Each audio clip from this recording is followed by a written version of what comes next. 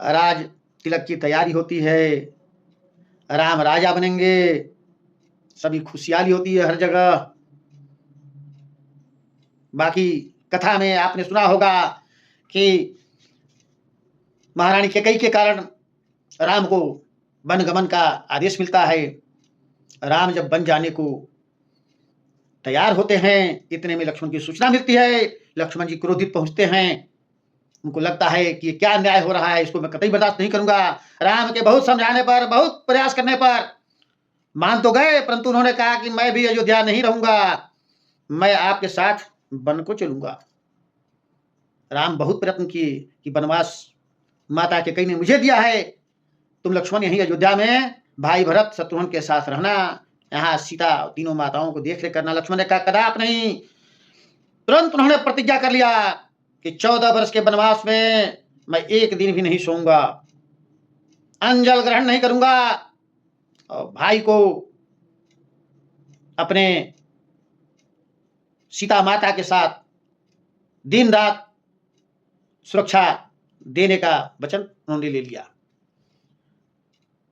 ये देखिए भाई भाई लक्ष्मण पत्नी से पूछे बिना, माता से पूछे बिना स्वयं का निर्णय, किसके लिए? राम के प्रेम के लिए, राम के आदर्श को देखकर, राम के चरित्र को देखकर, अपने भाई के प्रेम में पागल होकर उस व्यक्ति ने 14 वर्ष तक बिना अन्न जल के उनके साथ वनवास को गए। तत्पश्चात जो जो कहानियां बनी है रामायण में लिखी हुई है, कहाँ क्या हुआ, युद्ध हुआ, क्या हुआ, और सीताहरण हुआ, तमाम चीजें सब कथा में है। आगे भी आपको सुनाया जाएगा, बताया जाएगा।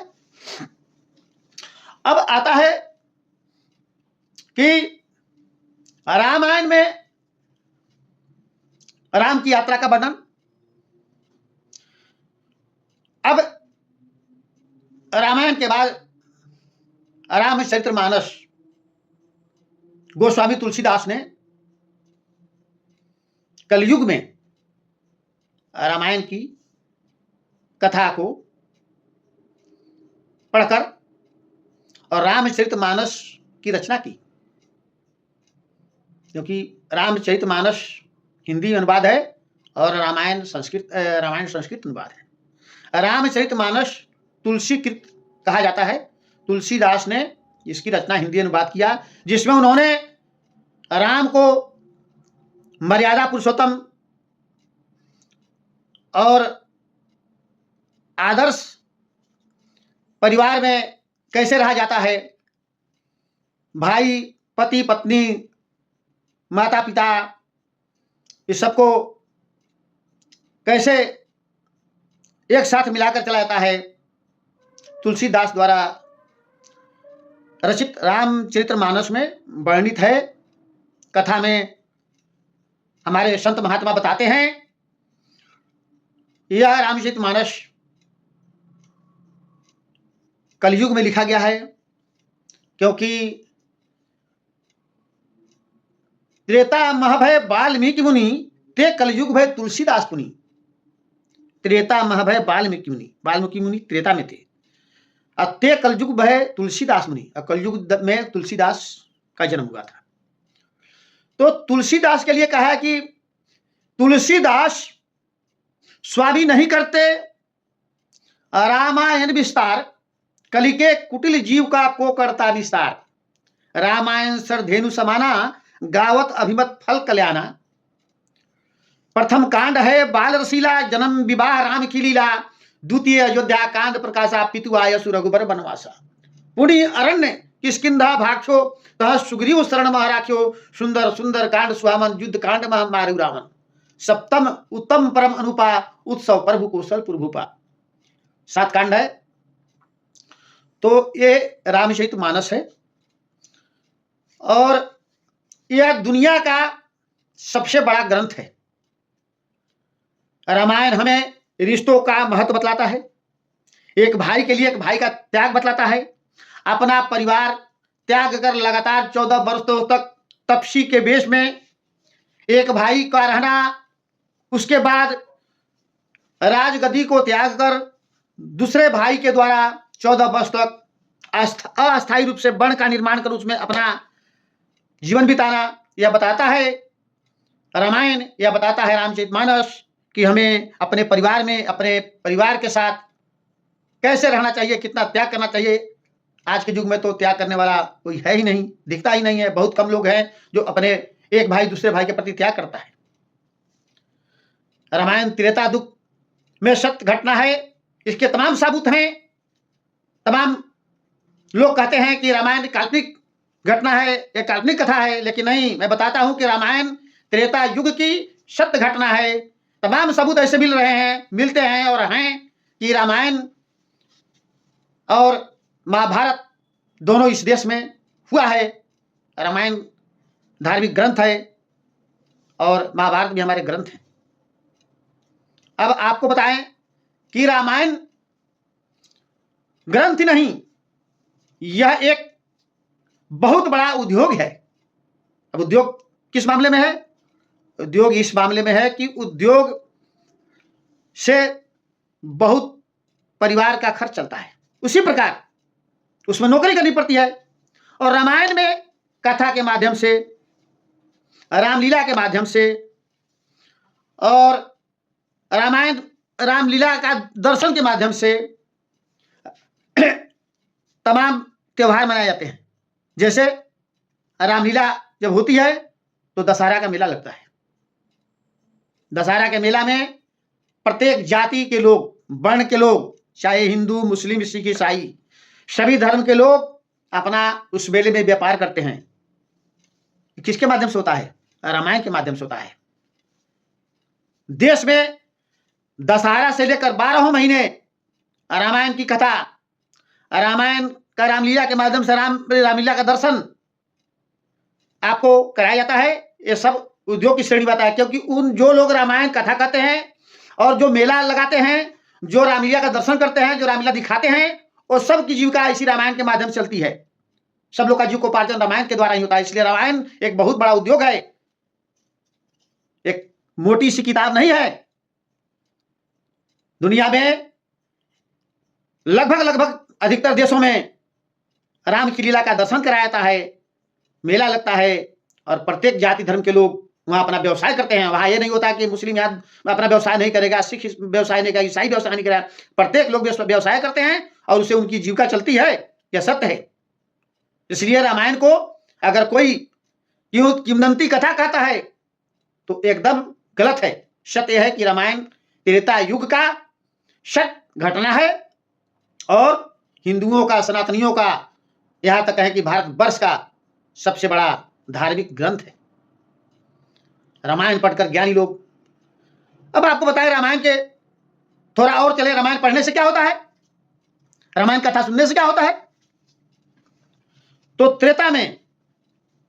त्रेता युग में असुरों का अत्याचार हुआ करता था। असुरों के अत्याचार से ऋषि महात्माओं को कष्ट होता था, उनको मार दिया जाता था, तमाम तरीके से उनको धर्म भ्रष्ट किया जाता था। तब विष्णु भगवान ने राम का अवतार लेकर उन निशाचरों का अंत किए, वध किए और उनका समाप्ति किए। अब आता है द्वापर। द्वापर में भी तमाम युद्ध हुए हैं। महाभारत सीधा साधा उदाहरण है।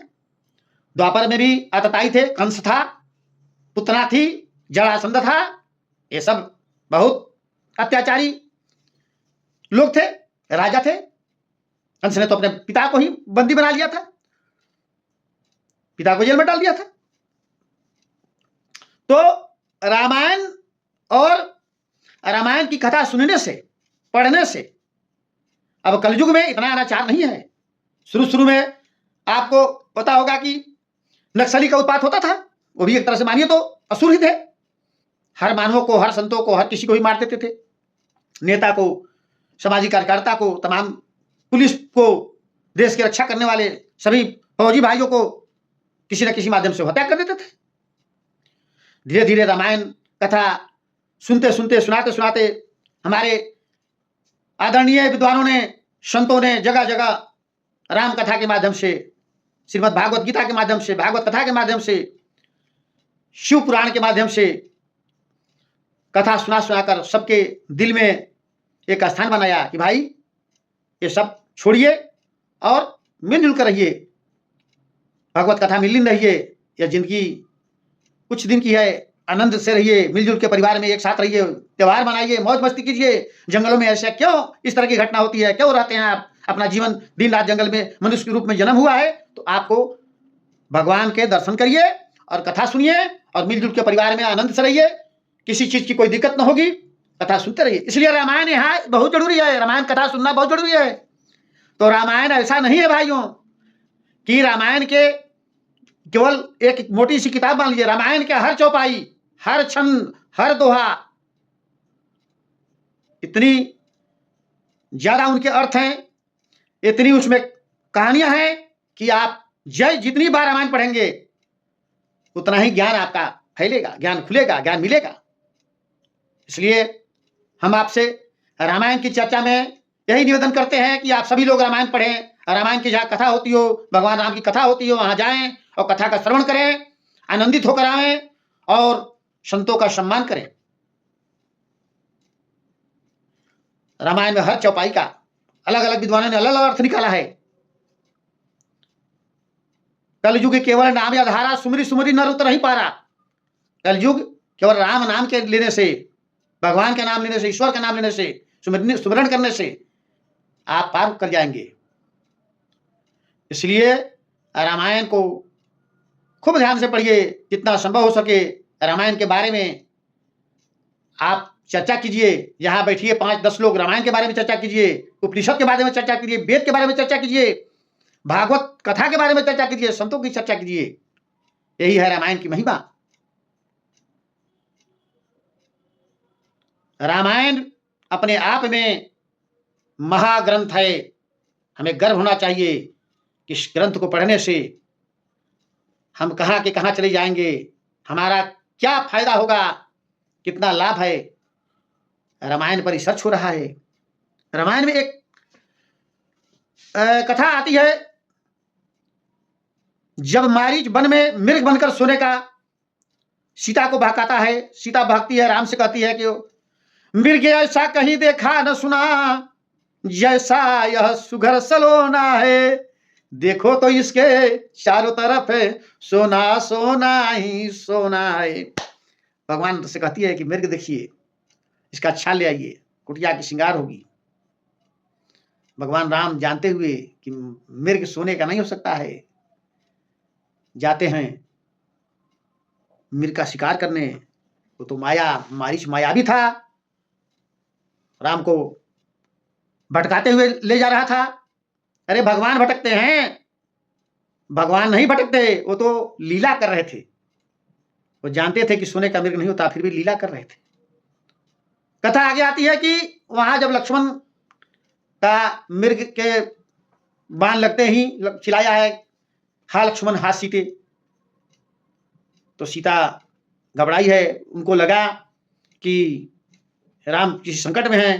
तो लक्ष्मण से कहती है कि देवर देवर जाके देखो, रघुराई तुम्हें पुकार रहे, भाई की आट सुन। लक्ष्मण बोलते हैं कि हे माता, राम का कोई कुछ नहीं बिगाड़ सकता है, वह सूर्य है, सूर्य को दीपक से कोई भय नहीं है। सूर्य के पास कोई भी जाएगा, वहां परिक्रमा करके चला आएगा, उनका कुछ नहीं बिगाड़ सकता। परंतु सीता नहीं मानती है। तो राम मजबूरी में राम के पास लक्ष्मण जब जाने लगते हैं तो एक रेखा खींच के जाते हैं, उसको लक्ष्मण रेखा कहा गया। लक्ष्मण रेखा, चूंकि लक्ष्मण रेखा जब खिंचाता है तो उस रेखा से यह अर्थ निकलता है कि वो रेखा जो पार करके अंदर प्रवेश करेगा वहीं जल के भस्म हो जाएगा। अब कहते हैं कि लक्ष्मण रेखा, सब यूं ही बातें हैं, ऐसा कुछ बात नहीं है। आज से 50 साल पहले से रिसर्च हो रहा है लक्ष्मण रेखा पर कि कौन सी रेखा थी जिसे लक्ष्मण ने खींचा था, जिसे कोई पार नहीं कर सकता है। यह रामायण की ही देन है, यह रामायण में लिखा हुआ है, यह रामायण में वर्णित है रामायण पर आविष्कार भी हो रहा है विदेशों में, अपने देशों में, सभी जगह आविष्कार हो रहा है। रामायण के एक-एक पंक्ति पर आविष्कार शोध हो रहा है। इसलिए रामायण को ग्रंथ मानते हुए रामायण की कथा को सुनने का प्रयास करें। रामायण से आपका सौभाग्य, रामचरितमानस पढ़ने से आपका सौभाग्य बढ़ेगा। कथा आज यहीं विश्राम लेती है। ओम ओम ओम।